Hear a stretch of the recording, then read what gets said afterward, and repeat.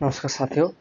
तो हम आपके बीएड फर्स्ट ईयर के लॉन्ग क्वेश्चंस के बारे में डिस्कस कर रहे थे और हम पेपर उठाए थे PE3 है, teaching and learning and teaching. उसमें से भी हम क्लासिकल कंडीशनिंग देख रहे थे और आज हम उसका प्रिंसिपल्स और एप्लीकेशन के बारे में डिस्कस कर लेंगे। तो हमारा पहला लॉन्ग क्वेश्चन खत्म हो जाएगा। ओके, बहुत ही आसान है, थोड़ा सा आपको ध्यान में रखना होगा। Extension, spontaneous recovery, stimulus, generalization and stimulus, discrimination, ये चार चीजें इसके प्रिंसिपल में है और इसके कुछ एप्लीकेशन है। सिर्फ हमको उतना ही देखना है, हमारा काम हो जाएगा। ओके, तो पढ़ते हैं क्या है।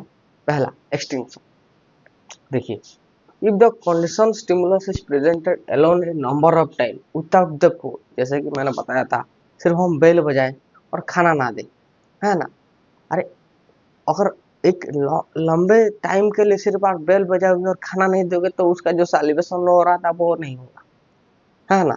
तो उसका मतलब क्या है, हम थोड़े समय के लिए उसको आर्टिफिशियल स्टिमुलस देके उसका नेचुरल रेस्पॉन्स निकाल सकते हैं, नहीं तो वो जो रेस्पॉन्स है वो एक्सटिंक्ट हो जाएगा, वो खत्म हो जाएगा, है ना।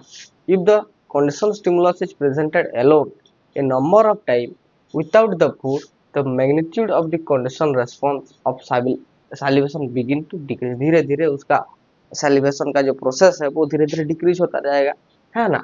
A stage come when dog stop to secrete saliva, और ऐसा एक स्टेप आ जाएगा कि बेल बजता रहेगा, उसको कुछ फर्क ही नहीं पड़ेगा, है ना। This process is called extinction. This process is called extinction. मैं आपको बताता हूँ एक बात, ये जो चीज है, फॉर एग्जाम्पल, जो हम जब हॉस्टल में रह रहे थे, है ना, तब क्या होता था, कोई कोई बच्चा होते थोड़ा थोड़ा तो अपने अपने बातचीत करेंगे, थोड़ा सा नॉइस साउंड तो होता रहेगा, है ना। पर नहीं होता था, मतलब पहले से बहुत चिड़चिड़ा हो जाता था। अरे यार, तुम बात कर रहे हो, मेरे दिमाग में नहीं जाना, ऐसा ऐसा। लेकिन धीरे धीरे बार बार जब वो पढ़ने लगे, वो अपना बातचीत करने लगे, तो I have to adopt that okay. वो पढ़ते रहते थे, फिर भी मैंने और उनके बातों को मैंने और ध्यान नहीं दिया, है ना, मैं पढ़ता रहा। That's the way. ओके, जो बार बार वही चीजें होता है, आप रेस्पॉन्स करना है, उनको छोड़ देंगे, आप बताओगे ना, वो आप यू विल अडॉप्ट दैट, है ना। कोई सिचुएशन ऐसे होते हैं, जैसे कि जब जो लोग ट्रेन पटरी के पास रहते हैं, ट्रेन की आवाज तो आती है, वो हैबिचुएट हो जाते हैं। अब ट्रेन आती है या जाती है उनको फर्क नहीं पड़ता उस साउंड से, है ना, क्योंकि वो दे आर हैबिचुएटेड। ओके, मतलब क्या, वो जो एक स्टिमुलस करते थे, वो स्टिमुलस धीरे धीरे खत्म हो जाती है, ऐसे ही। ओके, सो अगर हम एक लंबे अरसे तक सिर्फ बेल बजाएंगे, फूड नहीं देंगे, तो धीरे धीरे ऐसा क्या होगा, सालिवा का मैग्नीट्यूड में डिक्रीज होगा और ऐसा सिचुएशन एक आ जाएगा जहाँ पे कि उसका सैलिवेशन ही खत्म हो जाएगा। ओके, और this process is called extinction. Extinction मतलब खत्म हो जाना। ओके, वो रेस्पॉन्स खत्म हो जाना।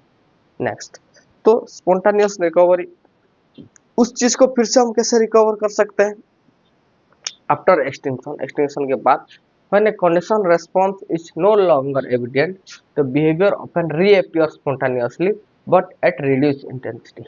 ओके, अगर फिर हम कभी उसको खाना दे दिए बेल के बाद, तो तब भी अगर वो करेगा, अगर वो रिकवरी भी करेगा, then it will be at a reduce intensity, बहुत ही कम इंटेंसिटी में वो रेस्पॉन्स करेगा। जैसे कि एक दिन आप फिर से खाना दे दिए, है ना, फिर अगले दिन थोड़ा बजे तो वो थोड़ा सा देखेगा, लेकिन उतना ज्यादा नहीं, जैसे कि पहले की तरह में से हो रहा था। That's the spontaneous recovery after extension. When a condition response is no longer evident, the behaviour often reappear spontaneously but at reduce intensity. बहुत ही कम मात्रा में वो अपना जो क्या आता है बिहेवियर फिर से आता है। Next, stimulus generalization. जनरलाइजेशन मतलब जनरलाइज हो जाना।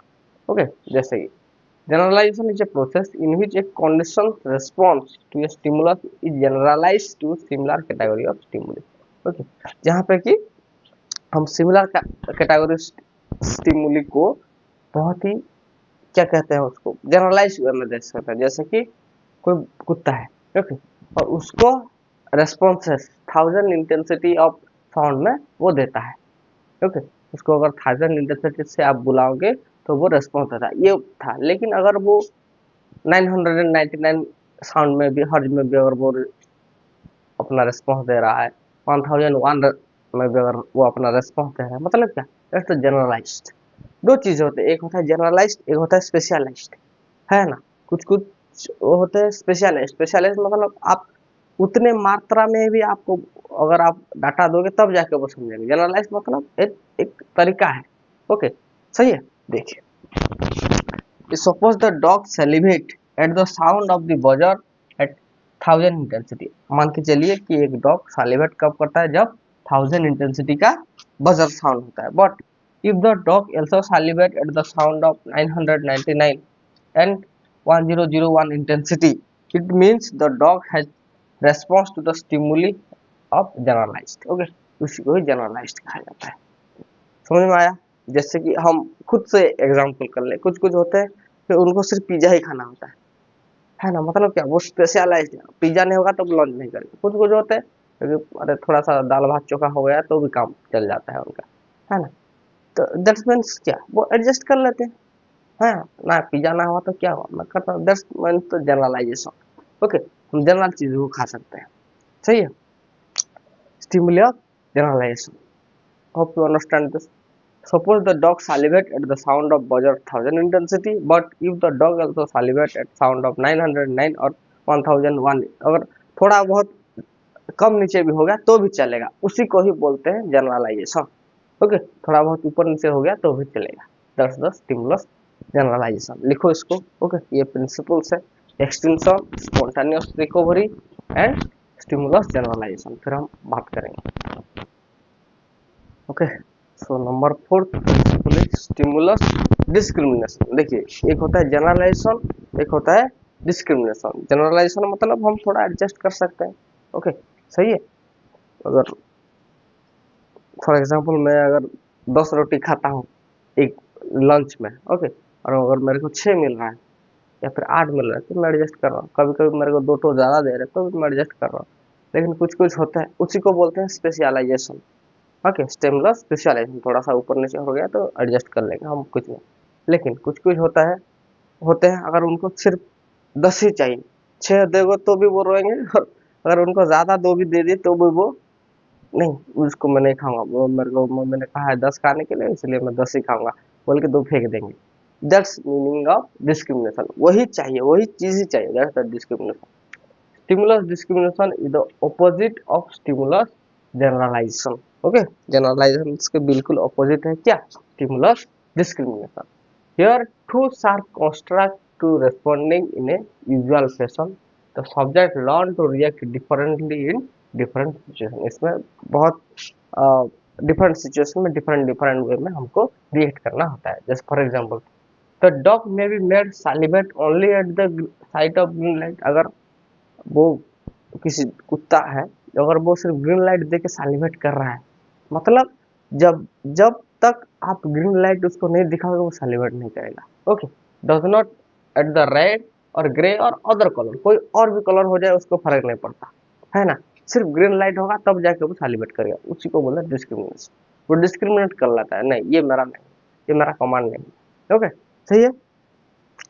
Hope you understand this is the discrimination. Generalization मतलब अगर आपको रेड दिखाओगे तो भी सैल्यूएट कर रहा है, ग्रे भी हो जाएगा, ग्रीन भी हो रहा है, that's the specialization. Hope you understand. हमने एप्लीकेशन में 4 पढ़े, extension, spontaneous recovery, stimulus, stimulus specialization and stimulus discrimination. Okay, सही है। एक्सटेंशन का मतलब अगर हम सिर्फ स्टिमुलस ही दे रहे हैं, फूड नहीं दे रहे, तो वो धीरे धीरे वो उसका लेवल डिक्रीज हो जाएगा। स्पॉन्टानियस स्पॉन्टानियस रिकवरी में क्या होता है, अगर हम फिर से उसको खाना देना चालू करें तो वो रिस्पॉन्स करेगा लेकिन उतने इंटेंसिटी में नहीं रिस्पॉन्स करेगा। स्पेशलाइजेशन मतलब थोड़ा सा रेंज में वो डेविएट होने पर भी वो रिस्पॉन्स आएगा। लेकिन स्टिमुलस डिस्क्रिमिनेशन में क्या है, अगर आप रेंज में डेविएट करेंगे, थोड़ा सा भी डेविएट करेंगे तो वो रिस्पॉन्स नहीं आएगा, दैट्स द मीनिंग। ओके, अब देखते हैं application. Application of classical conditioning. Classical conditioning कहाँ कहाँ यूज होता है। सबसे पहले आप देख रहे हैं ये क्या चेंज कर रहा है। क्लासिकल कंडीशनिंग हम किसी कोई हैबिट को ला रहा है और कोई हैबिट को उसके रिलीज कर रहा है। जैसे कि एक हैबिट था सालिवेशन।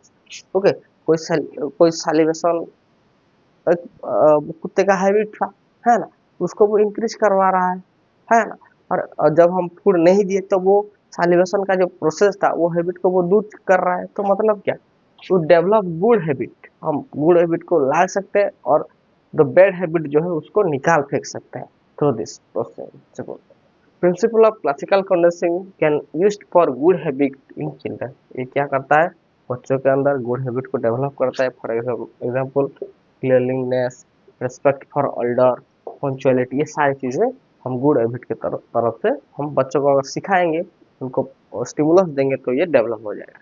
ब्रेकिंग ऑफ बैड हैबिट, एक बार जो कुछ गलत चीजें बच्चे सीखे हैं, okay, it will be deconditioning okay by using the principle of classical condition. Classical condition को यूज करके हम उसको, जैसे कि वो सैलिवेट हो रहा था लेकिन धीरे धीरे वो छूट भी तो गया, है ना, दैट्स द मीनिंग।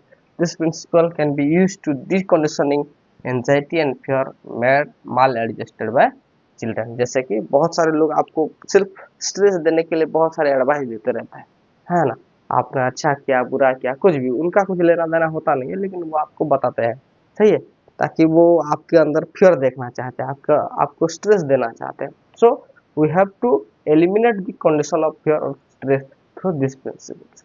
ओके, आपको ध्यान ही नहीं देना है उस चीजों को, सही है। बार बार कोई आपके सामने बेल बजा रहा है, क्योंकि फूड दे नहीं रहा है, बेल बजा रहा है, पैसा तो 1 रुपए नहीं देके सिर्फ उपदेश देंगे, तो उपदेश आप अपने पास रखो, हम अपना संभाल लेंगे, वही चीज आपको डेवलप करनी है, सही है। लिखो,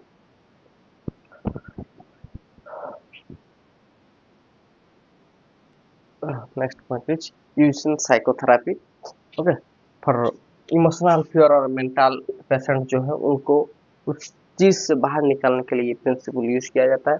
the principle of classical conditioning are used in deconditioning the emotional fear and mental patients and mental patients attitude formation.